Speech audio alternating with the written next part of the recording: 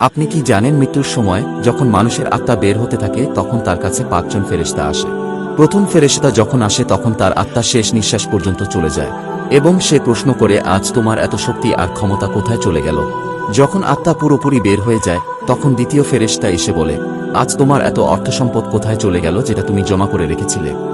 যখন জানাজায় উঠানো হয় তখন তৃতীয় ফেরেশতা এসে বলে, আজ তুমি এতটা লম্বা সফরে বের হয়েছ যা তুমি এর আগে কখনই করনি। আজ তোমাকে এতটা ছোট ঘরে শোয়ানো হবে যেখানে একটু নড়ারও জায়গা পাবে না। যখন তাকে কবরে শোয়ানো হয় তখন চতুর্থ ফেরেশতা এসে বলে, কাল পর্যন্ত তুমি জমিনের উপরেই ছিলে, আজ তুমি জমিনের নিচে পড়ে রয়েছ। কাল পর্যন্ত তুমি হাসছিলে, অথচ আজ তুমি কাঁদছ। কাল পর্যন্ত সকলেই তোমার সাথেই ছিল, কিন্তু আজ তুমি একা। যখন কবরে মাটি দেওয়ার পর সকলে চলে যায় তখন পঞ্চম ফেরেশতা এসে বলে, তোমার সকল আপনজন তোমাকে ছেড়ে চলে যাচ্ছে। আজকে হয়তোবা তুমি জান্নাতের সুসংবাদ পাবে, নয়তো কবরের আযাব। আল্লাহু আকবার।